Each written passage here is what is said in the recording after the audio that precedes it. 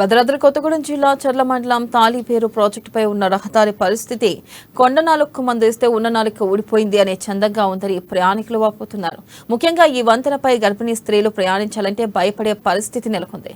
High level వంతెనపై ఇటీవల కాలంలో బ్రిడ్జ్పై wearing coat వేయకుండా సదరు కాంట్రాక్టర్ నిర్లక్ష్యంగా తారు వేసి గ్యాప్లో రబ్బర్ వేసి చేతులు దులుపుకోవడంతో వాహనదారులకు తీవ్ర ఇబ్బందిగా మారింది. ఇక దీంతో కాంట్రాక్టర్ల తీరుపై ప్రజలు ఆగ్రహం వ్యక్తం చేస్తున్నారు. వెంటనే ఈ సమస్యలకు శాశ్వత పరిష్కారం చూపాలని స్థానికులు వాహనదారులు కోరుతున్నారు.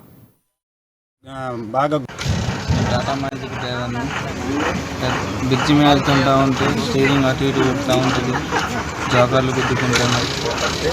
దానివల్ల చాలా ప్రమాదం అయ్యింది. ఇక్కడ చర్ల మండలం అంజనాపురం గ్రామం. మేము రోజు డైలీ వరకు చర్ల వెళ్తాం. ఈ థర్డ్ రోడ్డు బ్రిడ్జి మీద మరీ గుంతలు ఎక్కువయ్యాయి. మా బండ్లు కూడా చాలా సౌండ్లు రావటం వల్ల చాలా ఇబ్బందులు అవుతున్నాయి. సైడ్ ఎడ్జికి వెళ్ళిపోవాల్సి వస్తుంది. దీనివల్ల ఇంత నష్టంగా ఉంది. బండ్లు కూడా చాలా ఖరాబ్ అయ్యే అవకాశం కూడా చాలా ఉంది.